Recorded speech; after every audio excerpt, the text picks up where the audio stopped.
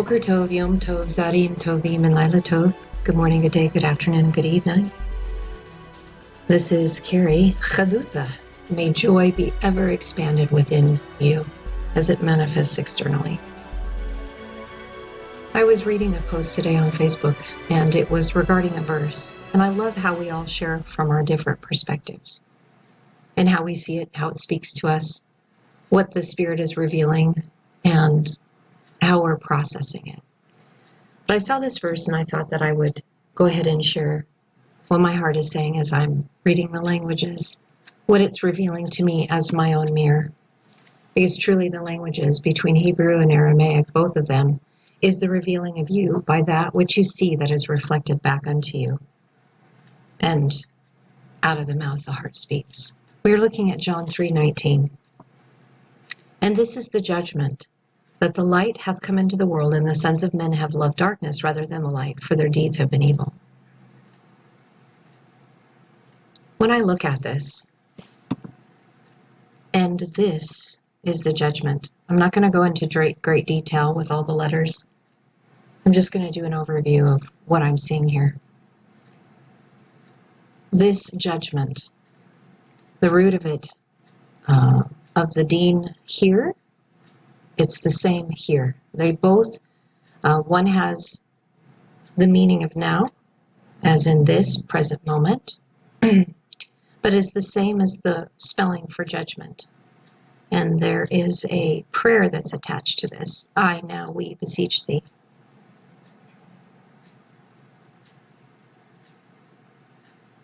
When we move into the light has come into the world. It's the word nura. And yet we have another dalet noon, which is a shortened form of judge. It means the same thing. So we've got like three judging here in a row here. One is showing a fallen noon, one is a risen noon that has the added aleph, and then this is just judge that has nothing with the power on the inside. That is because that once light has come and we have become light, we are the light, so therefore the power of judging is no longer necessary because we come one with it. And this is a mountain that we must climb in our process of judging in our now. Because light is revelation, light is revealing, light is non-biased. It just is. It seeks to give those the ability to see the oneness, to see that we are all truly one with each other, one in its entirety. Having come, this is the word that means come, atah, come into the world. You can see we have an aleph before and an aleph after. And these two alephs are a representation of the oneness of humanity through the principle of mother and father as they point to the central covenant, which, if you've seen some of our teachings before about Bereshit, the very first word, this is the covenant of fire. These are those who have been marked on the inside that are exempt from judgment. They no longer judge, as it is the light that brings the revelation, and they have ceased to do that. They no longer need to judge because they are living from the place of their heart, having completed their journey. We have the word for world here. Le'olam is a phrase that is used for world, but it is also used for eternity. And olam is a word that means hidden, a hidden place. So here we have towards eternity, the hidden place that has yet to be revealed. And what is it revealing? The oneness in the entirety of everything that continues to expand itself, continues to fill itself up in the measurement of wholeness and completedness. Because that of the world is the place that instructs us. And it teaches us how to mature, to grow up, as the state of maturity is entering into oneness unity in the totality of all. The essence of the unseen that is in and everywhere and through everything that is in all of us as we are one with it, including the earth. The entire world is a place of instruction to teach our heart how to love. So we see the word love here. It's in its root form, it's hetvet, and that is those who have found life on the inside. And it's interesting to note that ach is brother, chub is love, but we have the word ab here that has het in the middle, the father of life.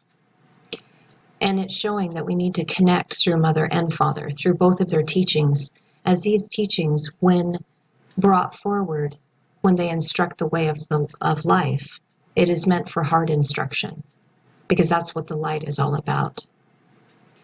Beni Nasha is the words for son.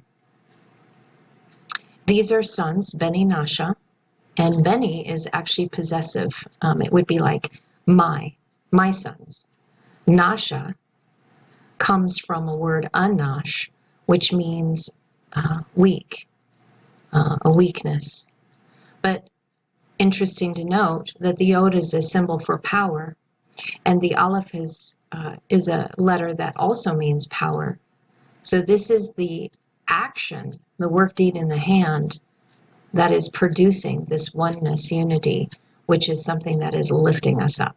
It is lifting us up out of our weak position so that we are my sons. Now remember, I've shared this before, that when you see the word son, it just means one who builds. It doesn't necessarily have anything to do with the sexual orientation of the physical avatar body. It's just one who is building this through a seed that is given. Perpetuity, mean continuity. And we just saw that this is like an eternal phase for eternity. Here's the word that we see for darkness, chazek. But notice how the lamed has been added in front of it, and so is the aleph. The vav has been added in the middle. So this is really saying that there is much that we are being instructed in, putting together and compiling in the darkness so that it can produce oneness unity. And then with the vav in the middle, it's saying connect to your heart. I find that interesting because in the darkness, the heart does not see. The heart feels. So this is instruction for the place of darkness, and it's saying that if you want this, that love is found when you go within and you connect to your heart.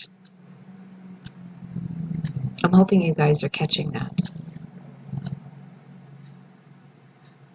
Yitur has to do with, this is a word that also has to do with inheritance, abundance. So there's power through the covenant that is giving you power to raise your head. Raising up, the resh is directly connected to first fruits, firstborn. Firstborn blessings, which always get a double portion. How interesting is that? Being lifted up into our inheritance where we receive our double portion by going into the darkness, that which is hidden, that is meant to be revealed to us at the very place of our heart. Connect and expand that. Be a part of it. Be a part of like a stringed instrument, a chord. Then we go back to Nura. Dal is a place of deliverance. This is a word that means to deliver yourself. It also can mean being weak and feeble. So by going into the darkness, the hidden place, that of your very own heart, you are delivering yourself from your weak position because you went in to reveal the light.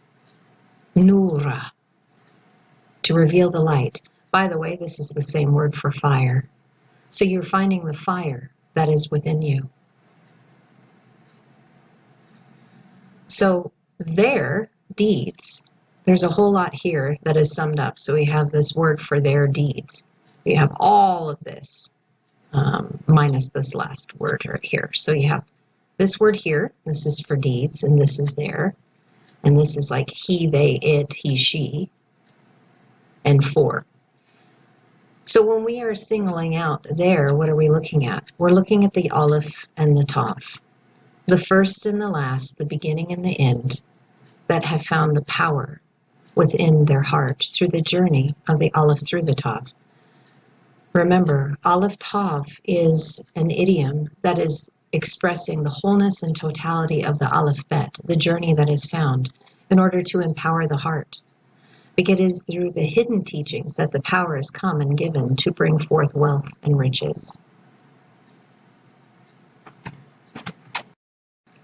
For those who would dare to venture into that place of the darkness, the place where the ego doesn't really want to go, because the ego is then having to submit to that of the spirit, because it is all about the diminishing of the self and allowing the Father to flow through us. This is a word that is connected here to turning.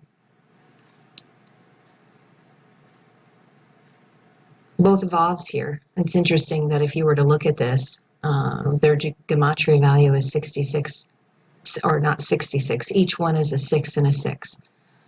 When you look at that, you can say 66. There is 66 books in the Bible that we can use, the revealing through the 66, but it is also 6 and 6 together is 12. And in connecting to the 12 stones on the ephod, the breastplate of righteousness, it's an experience of different incarnations, different learnings of each of what those gemstones mean, as well as the tribes' names. It's all being revealed for those who are sojourning through their works, that which they have done.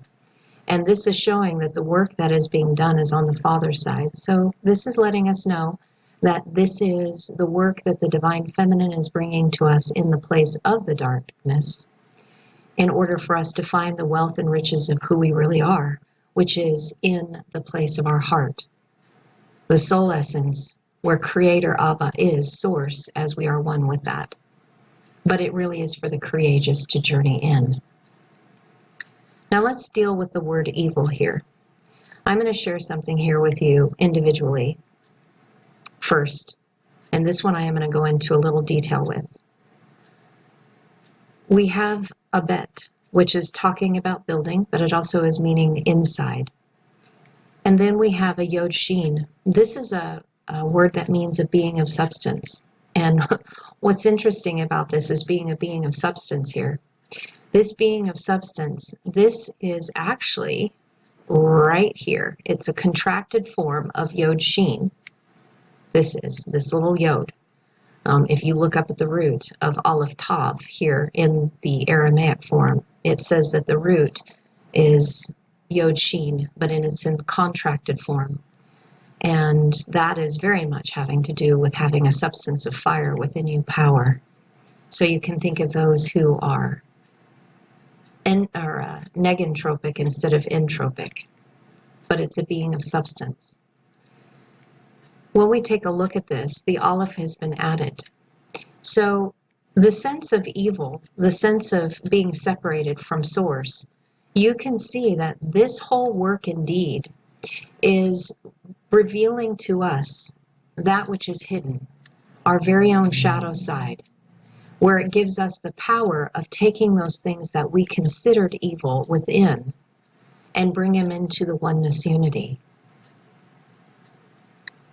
So there's much having said here that we're living in the season of the now, in the place where judgment is being made full because the light is fully come to reveal those things to us, the covenants that are meant to exempt us from judgment because our heart does not judge. Only the external world using our five senses are that which is judging. This is something that is eternal, that was once hidden, but it is coming forth as a measure that will be seen in the oneness unity, which is a measurement of love. The brotherhood, and simply brotherhood is connected to that which is love, in becoming one with the Father, in finding life, having connected to Mother and Father.